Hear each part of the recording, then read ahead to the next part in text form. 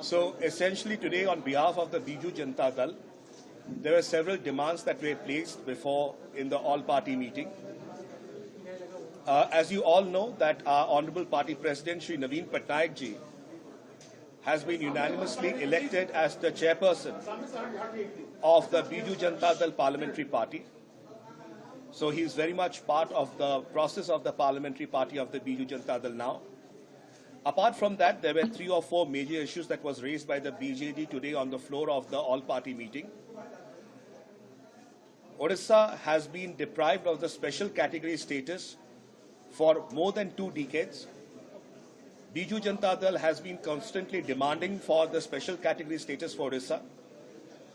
In the all-party meeting, we had political parties from Bihar and Andhra Pradesh also demanding special category status for their respective states. Biju Janata Dal has demanded for special category status for Odisha. We join issue with our other counterparts from other states as well, who feel there is a similar need required for their respective states. The second issue is the non-revision of the coal royalty for the state of Odisha over the last 10 years.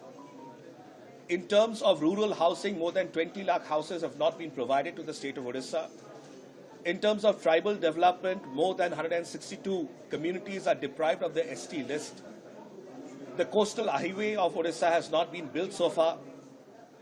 In terms of connectivity, railways, highways, telecom, digital, and banking, these are services that are still deprived from the state of Odisha in many measures. And one of the key areas, this is about federalism, and we did raise the issue about the declining central transfers of funds to states and the need to actually work towards it. So one of the issues that we raised was that the governor of Odisha, his son, had assaulted an ASO who is a staff in the Raj Bhavan.